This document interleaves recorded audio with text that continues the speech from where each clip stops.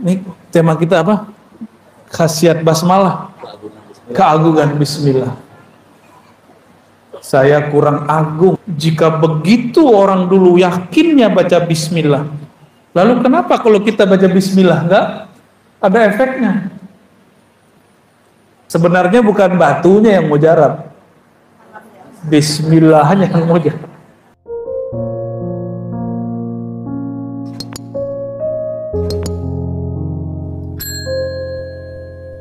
Ala hazinni wa likulli niyatin salihah.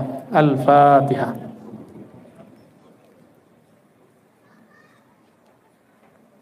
Shiratal ladzina an'amta 'alaihim.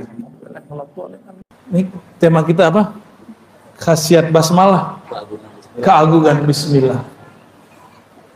Saya kurang agung untuk membicarakan bismillah yang sangat agung. Maka saya hanya memilih ada satu riwayat di Sahih Muslim dan Sunan At-Tirmizi. Di Sahih Muslim di bagian bab Az-Zuhd war Raqaiq ada di situ bab kecil qissatul ashabil ukhdud, kisah orang yang menggali parit. Jadi dulu sebelum Nabi Muhammad SAW ada seorang raja, penasehatnya penyihir. Jadi ternyata sudah jadi tabiat para pemimpin punya backup baik dari kalangan militer, ekonom, tapi juga punya penasehat dari kalangan ahli spiritual. Tapi ahli spiritual dia seorang penyihir. Seorang penyihir. Beda dengan Zulkarnain. Dia punya penasehat Nabi Allah Khidir. Beda dengan Nabi Sulaiman, dia punya penasehat, punya tim yang kemudian memindahkan istana Bilqis cukup dengan Ismul A'zam, nama Allah juga, Bismillah juga, tapi Bismillah pakai apa gitu. Jadi Bismillah itu akan muncul rahasianya dengan berbagai macam rahasia jika ditambahkan setelah nama itu Bismillah apa gitu. Untuk jaga diri bismillahirrahmanirrahim yadurru ma'asmi syai'un fil ardi wala fis sama. Untuk meruqyah bismillahi urqiq. Untuk makan bismillah aja cukup. Mau tambah Allah mabarik lana boleh. Itu mau makan. Kalau Buya dulu habis akad nikah bismillahnya gimana Buya? Ada bismillahnya? Ada. Beda bismillahnya. Apal nggak Bu? Bismillahirrahmanirrahim. Tuh. Buya nggak apal. Lupa. Pura-pura lupa. Biar akad lagi katanya. Kalau mau nyembelih, bismillahnya? Bismillahirrahmanirrahim. Mau tidur, bismillahnya? Kalau mau tidur baca bismillahirrahmanirrahim jiwanya melayang. Kalau mau jalan bismillahnya bismillahirrahmanirrahim. Ada semua bismillah itu ada pasang-pasangannya. Kenapa? Bismillah itu miftah kulli syai', pintu segala sesuatu. Kolbu ini kalau nggak dibuka dengan bismillah nggak kebuka. Maka dulu ada seorang raja, dia punya penyihir sakti. Tebak-tebakannya langsung jadi. Karena dulu sebelum zaman Rasulullah SAW itu pintu langit masih dibuka. Lahir baginda Nabi Muhammad SAW, pintu langit langsung ditutup. Maka dulu dukun dengan Nabi ramalannya hampir sama, berarti tidak sama. Apa yang mereka prediksi terjadi. Itu dukun-dukun di zaman dulu. Zaman sekarang saya nggak percaya sama sekali sama dukun, sama sekali. Kenapa pintu udah ketutup kok? Kecuali ada wali nyamar jadi dukun. Atau orang yang disebut dukun tapi dia bukan dukun, dia ustadz. Karena orang kampung nih nggak bisa bedain mana beda dukun sama wali. Wali dia sebut dukun, dukun dia sebut wali. Sekarang banyak begitu. Lalu si dukun atau penyihir yang menjadi penasihat raja ini memanggil raja. Hebatnya dulu penasihat, boleh manggil raja. Tuan raja, kemarilah. Ada yang hendak aku sampaikan dan ini penting. Akhirnya tuan raja datang. Wahai guruku, dia anggap dia sebagai tuan raja. Tubuhku sudah menua. Ternyata si penyihir ini sudah tua. Aku khawatir ilmuku nanti tidak ada yang mewarisi. Lalu aku mati, tidak ada yang mengawalmu. Tidak ada yang menasihatimu. Lalu kata si raja, carikanlah, kata si penyihir ini, pewaris untukku anak muda yang berbakat. Maka dia buatlah sayembara, cari pemuda yang berbakat. Dari sekian banyak pemuda, ada satu pemuda yang sangat unik, terpilih menjadi orang yang akan belajar mewarisi ilmu penyihir. Jadi ilmu sihir itu bisa diwariskan. Sebagaimana ilmu baca kitab bisa diwariskan, ilmu zikir bisa diwariskan. Walhasil, anak muda ini berangkatlah dari rumahnya, minta pamit kepada ibunya, jadi berangkat pagi pulang sore, pagi pulang sore, begitulah terus sampai di tengah jalan ternyata ada seorang kekasih Allah manggil dia. Disebut dalam kitab rahib, seorang rahib. Dulu rahib tidak menikah. Sekarang kalau Buya menikah, Buya ajengan menikah, alhamdulillah. Dulu rahib ustadz gak menikah. Si rahib ini mengatakan, wahai pemuda, maukah kamu aku ajarkan yang lebih bagus daripada yang diajarkan penyihir? Ternyata si rahib ini dengar bahwa si pemuda ini terpilih. Ini laki-laki anak muda terpilih. Apa kata anak muda? Loh, kalau aku telat datang ke istana, nanti penyihir marah kepadaku. Kata si pemuda. Si rahib kemudian mengajarkan sedikit siasat, bukan bohong. Ini cuma siasat untuk kebaikan dia. Wahai anak muda, jika engkau telat ditanya oleh penyihir, katakan, habasani ahli, keluargaku, ibundaku, ayahku menyuruhku sesuatu tugas. Terus, sehingga aku telat datang kepadamu. Si pemuda ngomong lagi, kalau nanti aku pulang, jadi beliau buat MOU, sebelum kamu ketemu penyihir belajar sejenak, sebelum pulang belajar sejenak. Nanti ketika aku mau pulang, aku telat, nanti ibuku nanya gimana? Apa kata si rahib? Katakan kepada ayah bundamu bahwa aku banyak tugas dari penyihir. Nggak salah juga tuh, banyak tugas. Akhirnya itu terjadilah, berlalu beberapa hari. Penyihir mengajarkan satu ilmu pakai nama Allah juga, tapi nama Allah yang disimpan oleh iblis. Iblis itu tidak sakti kalau nggak nyebut nama Allah, maka dia sebut nama Allah juga, tapi tambah-tambahan yang aneh. Sedangkan si rahib juga mengajarkan nama Allah, tapi di hadis dirahasiakan nama Allahnya.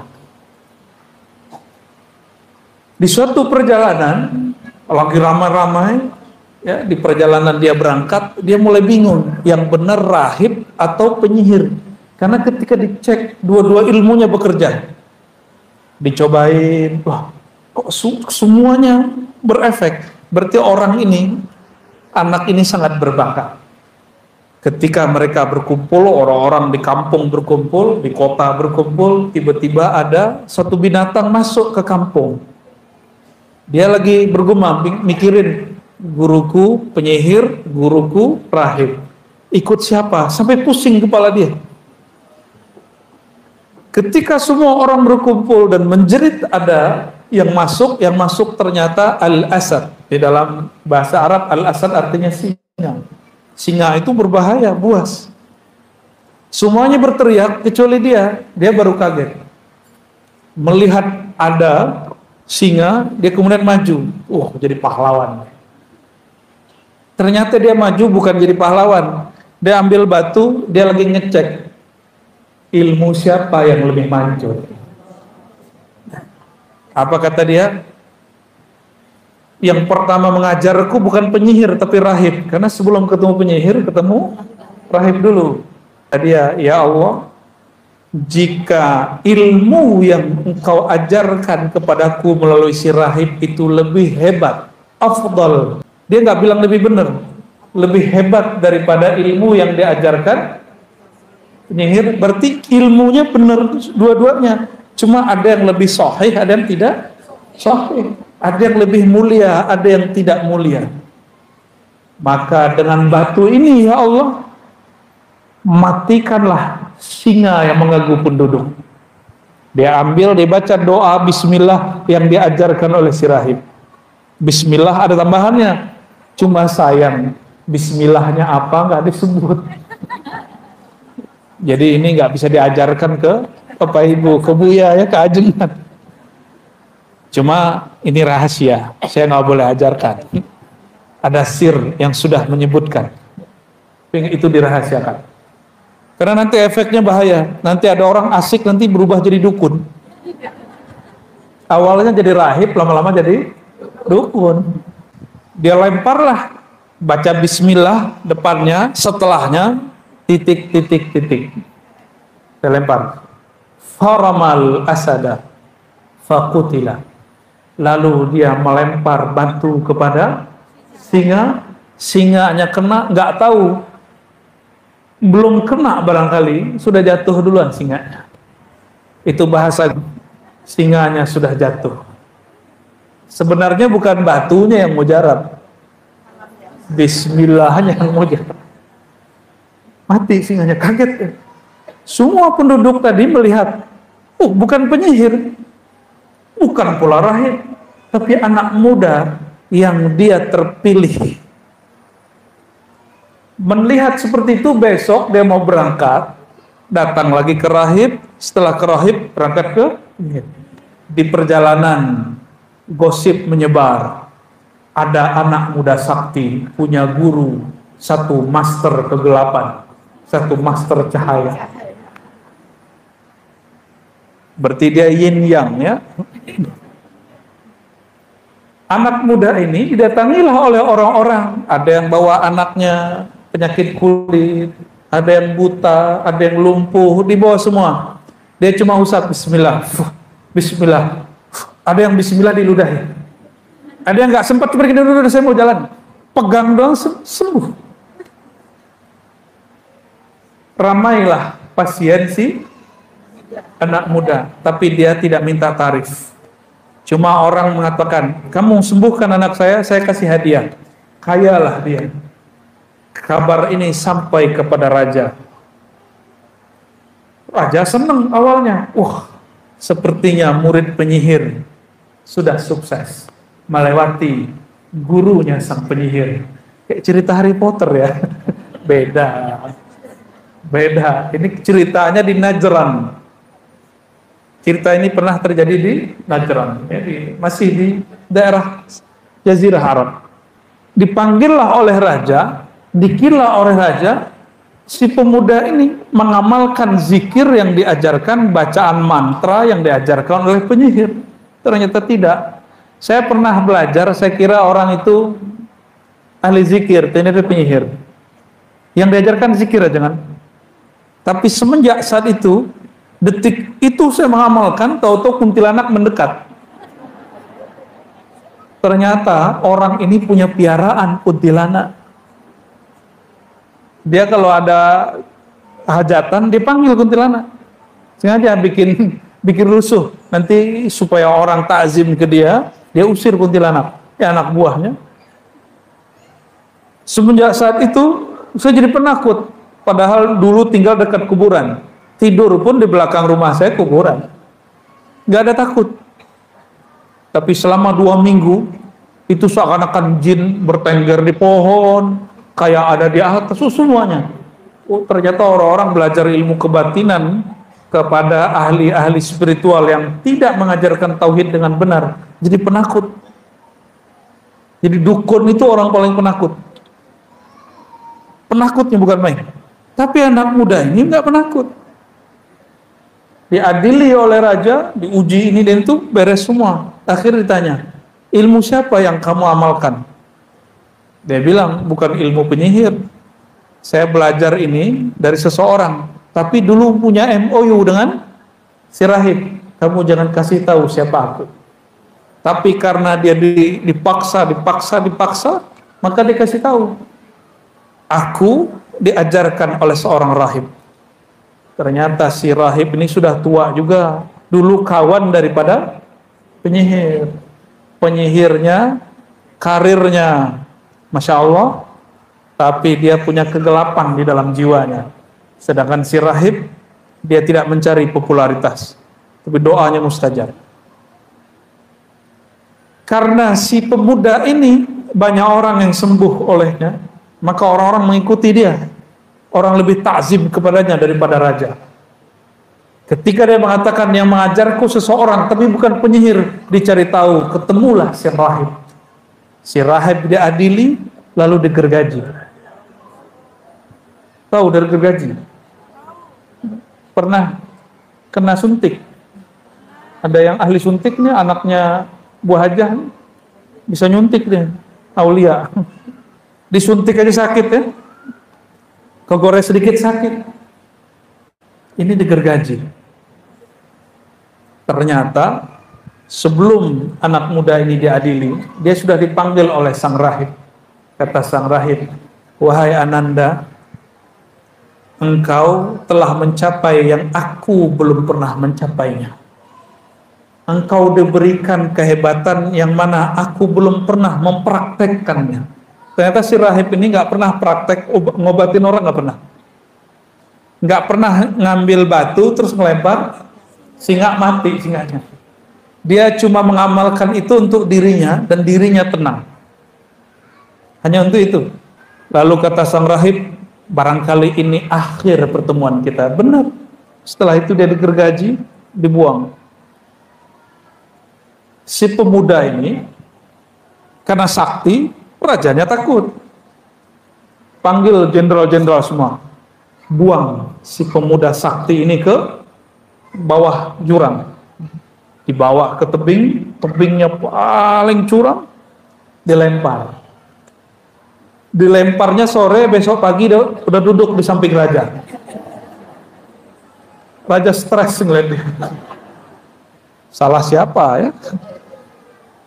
Akhirnya dipanggil lagi angkatan laut. Jenderal angkatan laut sini. Ini anak muda, kamu kerjain. Bawa nanti di borgol, sampai di tengah laut, lepaskan dia. Dengan borgol-borgolnya jangan dilepasin. Diceburin masuk ke laut, nggak dibantu. Sang Laksamana pulang. Tapi Laksamana sampai di istana, di pintu istana ada dia lagi stres juga jenderalnya. Dibawa lagi ke raja. Anehnya, ini pemuda nggak lari. Ini hebatnya ini ya pemuda. Nggak lari, dia punya target. Dia ingin mengalahkan Tuhannya sang raja. Ingin kemudian mempermalukan raja dengan semua kejahilannya. Supaya umat kemudian tahu siapa dia. Walhasil dia diadili lagi. Raja kemudian berkalam banyak. Terus dia bilang, si pemuda, wahai Tuan Raja, nggak usah repot-repot bunuh saya. Saya tidak akan mati. Inilah asal muasal ilmu debus. Ini asal muasal ilmu. Berarti debus itu bukan ajaran sihir. Debus itu aslinya karomah para aulia. Si pemuda ini ngomong gini, mirip kayak Nabi Ibrahim, cuma ini lebih dahsyat. Wahai Tuan Raja, engkau baru mampu membunuhku jika engkau menyalibku lalu memanahku dengan satu bacaan. Oh, rajanya semangat. Hanya engkau yang bisa memanahku. Tapi dengan satu bacaan yang nanti aku bisikkan kepadamu. Kata si raja, oke. Besok pagi dia disalib. Jadi dulu biasa orang-orang yang mau dihukum disalib. Jadi itu bukan ajaran Kristus. Itu memang sudah kebiasaan orang lama. Tahanan-tahanan orang jahat, orang-orang yang dibenci oleh penguasa, dia kemudian disalib. Setelah disalib, Dia kemudian ngambil panah si raja ini, lalu membaca yang dibisikkan malam tadi kepadanya. Tolong kamu hafalkan ini, kata si anak muda. Hanya kamu yang boleh membaca ini, dan yang mujarab baca ini. Yang lain tidak. Panglima tidak, jenderal tidak, para jurid tidak. Karena semua kesaktian mereka itu di bawahku semua. Lebih sakti daripada panglima dia. Maka dia ambil panah yang paling bagus, diarahkan ke jantung si pemuda. Dia bacalah. Si pemuda mensyaratkan, kamu membacanya dengan keras sehingga terdengar oleh semua yang hadir. Dia bacalah, Bismillahi Rabbi hazal ghulam. Ada yang tahu artinya? Selain Buya dan Ajengan. Bismillahi, dengan nama Rabbi haza ghulam, pemuda, dengan nama Allah Tuhan yang disembah oleh anak muda ini. Melesat kenajan tubuhnya berisikan nama Allah. Tidak akan tembus kecuali panahnya diisi dengan kalimatullah. Tembus, benar-benar tembus. Dan dia mati. Disitulah kemudian datang Perdana Menterinya. Wahai Tuan Raja, engkau telah dikalahkan 3 kali lipat. Maksudnya apa? Pertama, engkau dikalahkan dengan kalahnya penyihir, kalahnya si singa. Yang kedua, engkau kalah karena banyak orang sembuh oleh si pemuda. Yang ketiga, engkau kalah, engkau telah membaca nama yang disembah oleh. Itu semua yang hadir langsung bertobat kepada Allah, bersyahadat dan mengatakan, kami bersaksi menyembah Tuhan yang disembah oleh pemuda ini. Itulah semuanya bergetar di tempat itu. Apa sikap raja? Sang raja udah tahu kebenaran, tapi dia masih tolak. Itulah sombong. Sombong itu ciri-cirinya tahu kebenaran dia tolak. Gengsi. Sudah lama dia jadi Tuhan. Apa dia katakan? Semua Algojo disuruh gali parit. Siapa saja yang tidak mau kembali menyembahku, maka akan dikubur hidup-hidup. Itulah yang diceritakan dalam surat Al-Ukhdud itu. Kutila ashabul ukhdud, ya, tentang parit. Itu kejadiannya. Dan di masa Sayyidina Umar dapat kabar dari gubernurnya di daerah Najran bahwa di situ ada kuburan. Si pemuda tadi dikubur biasa, sedangkan si raja nggak tahu, ya, matinya nggak jelas. Dan si pemuda ini nggak pernah hancur. Betul, jantungnya tertusuk tapi badannya tidak pernah hancur. Bumi sayang kepadanya. Tangannya ketika digali keluar masih utuh dan berdarah segar. Diusut-usut ketemulah siapa nama orangnya. Ya. Maka Bapak Ibu yang makan Allah, jika begitu orang dulu yakinnya baca bismillah, lalu kenapa kalau kita baca bismillah enggak ada efeknya? Karena membacanya baru di lisan, belum di kolbu. Sedangkan si pemuda ini ujiannya berat. Satu gurunya rahib, satu gurunya penyihir. Tapi dia praktek langsung. Dia kemudian uji coba. Nah, kita ini kurang uji coba aja. Ya.